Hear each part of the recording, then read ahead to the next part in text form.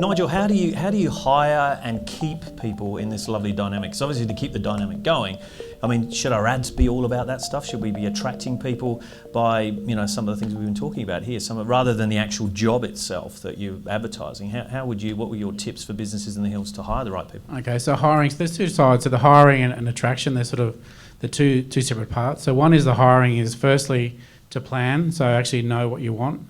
Often we'll start a job and the client changes requirements along the way, and that's frustrating for everybody, and also turning away candidates. So one is knowing what you want, have a position description, know what your sort of salary requirements are. So it's actually planning for it, and also knowing the time. So it is tough to find people, so it will take longer than people think a year ago. So it's usually probably takes 6 to 8 weeks to actually find and place someone. If someone's good, they'll need to give their notice period of sort of 4 weeks. So it's having that plan in place rather than just sort of saying, I need somebody, and also see it from long term. So most jobs you can probably see 6 months, a year out, that they could be coming on board. So make sure you're doing that planning. So that's really the hiring side, is making sure you have your steps and processes planned. In terms of attraction, is making sure you've got a website, for example. It's pretty simple, but I can tell you I've got some amazing businesses out there, and you're trying to find them staff.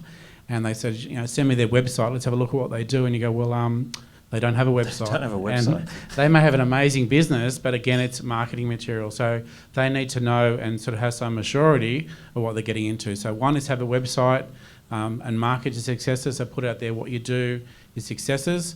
And then also just be active on social media as well. So again, there are some good ways to attract people. And again, when they do turn up for interviews, making sure the simple things are done. So, you're on time, you're listening to them and looking from their side of things. So often, I'll sit on an interview and all the client does is talk about themselves, okay? So you've got to make sure you see what's in it for them. It's a competition now, so they can go online.